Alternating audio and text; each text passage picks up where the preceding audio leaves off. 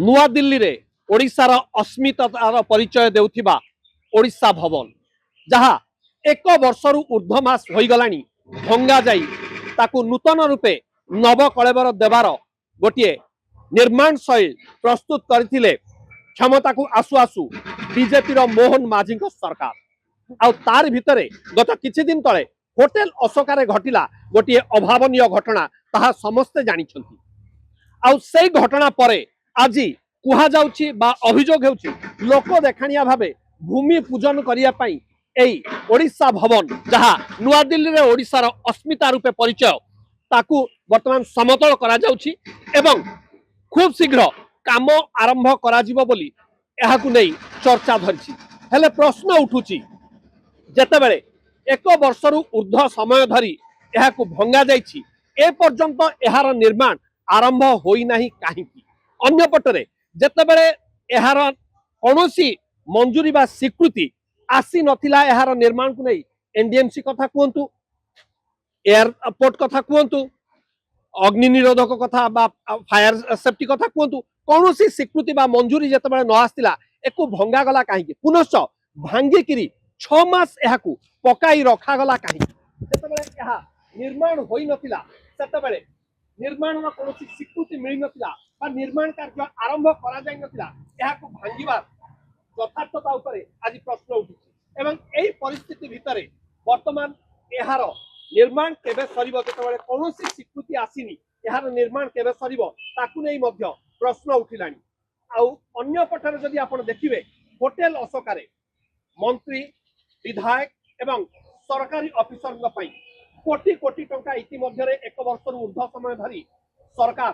साधारण लोकंकर अर्थ को दे चली सेमानकर रहिबा एवं आतिथ्य पई तेणु कहीं खर्च होउची जनसाधारण झाड़ बुहा श्रम अर्थरु ताहा मध्य गोटे बड़ प्रश्न सृष्टि करिछि। ए प्रसंग रे आज अधिक आलोचना करिया पई आम सहित अछंती एहाकू नुआ दिल्ली रे जो दाबी उठाइछंती विभूति महापात्र कांग्रेस मुखपात्र से आम सहित अछंती काहेकि ए प्रसंग को नहीं से आज दाबी उठाइछंती एवं एठारे एक सांबादिक सम्मेलन रे मध्य आयोजन करछंती ए दाबी को नहीं कोन कहिबे एवं एहाकू नहीं कोन रहिछि आपनकर अभियोग एवं जो कथा कहउछंती आपन सामाजिक सम्मेलन रे आज अभियोग करछंती कोन रहिछि आपनकर दाबी देखंतु 18 मास ऊर्ध्व हो भवन को भंगा गलानी ओडिशा भवन को एवं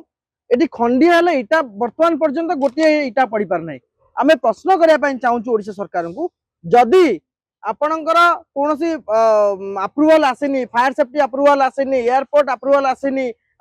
एनडीएमसी अप्रूवल आसेनी तले आपण बिल्डिंग को पुराना बिल्डिंग को भांगुथिले कोन पई जो पर्यंत जदि भांगिले तले तुरंत करूनांती कोन पई कोटी कोटी टंका रे व्यय करूचंती आपण अशोका होटल रे आपण देखंतु मते लागुची आमे अनुमान करूचु ये बिल्डिंग रा कॉस्ट रो अशोका होटल रा बिल बळी जिवो गोटे समय आसीबो 18 मास समय भितरे आपण गोटे खंडे इटा मध्य पकई पाले नै आपण देखंतु ओडिशा निवास साइट रे उत्तराखंड भवन गोटे वर्ष भितरे भवन ठिया हेगला किंतु 2 वर्ष हेगलानी खंडे इटा पड़ी परनी वर्तमान एठी आपण ए प्रसंग रे निर्दिष्ट भाबे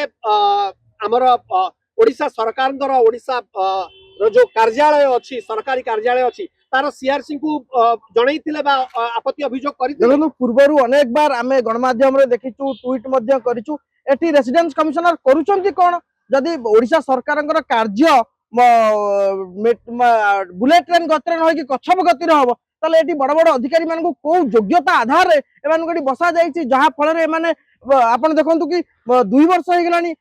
आमे जहा सुनुचु कि एठी अप्रूवल मध्य मिलिनी ताले केमिति आपण बिल्डिंग को आपण करिवे केते वर्ष लागिवो एवं से पर्यंत अशोका होटल बिल दिया चलीथिबो वर्तमान पर्यंत 8-10 प्रतिदिन 5 लाख रु ऊर्ध्व टंका अशोका होटल रे बिल होउची ओडिशा सरकार में टैक्स पैसा लोकंकर झाड़बुआ धन ये देखुथिले लोकंकर झाड़बुआ धन होटेल अशोका नेउची जे होटेल अशोकार गोटे रूम को प्रत्येक दिन 15,000 रु ऊर्ध्व टंका दाखल करिया पड़े एवं सेति मध्यरु सरकारी ऑफिसर एमपी एमएलए मंत्री आसी रहिले से माने मात्र 120 टंका देथांती एभली परिस्थिति रे ओडिशा भवन भांगी बा ओडिशार जो अस्मितार परिचय बहन करुथिला नुआ दिल्ली रे ताकू बर्तन भांगी दीर्घ 18 मास बीती जीवा को बसिलानी बा 1 वर्ष ऊर्ध्व समय परे ताकू निर्माण करा न जीवार कोन रहिछि कारण एवं एई कालक्षेपण नीति कहा पई काहेकि दिया जाउछि जनसाधारणकर अर्थ सरकार एवं ଅମଲାତନ୍ତ୍ର କଥା କୁହନ୍ତୁ ବା ରାଜନୈତିକ ନେତାଙ୍କର ମୌଜ ମଜଲିସ ପାଇଁ ଓଡ଼ିଶାର ଯୋଉ ଅର୍ଥ ରହିଛି ଜନସାଧାରଣଙ୍କର ହୋଟେଲ ଅଶୋକାରେ ଆତିଥ୍ୟତା ପାଇଁ ଏହାକୁ ନେଇ ବର୍ତ୍ତମାନ ଚାରିଆଡେ ଚର୍ଚ୍ଚା ଜୋର ଧରିଛି। ନୂଆଦିଲ୍ଲୀରୁ ବିଭୂତି ପତିଙ୍କ ରିପୋର୍ଟ କନକ ନ୍ୟୁଜ।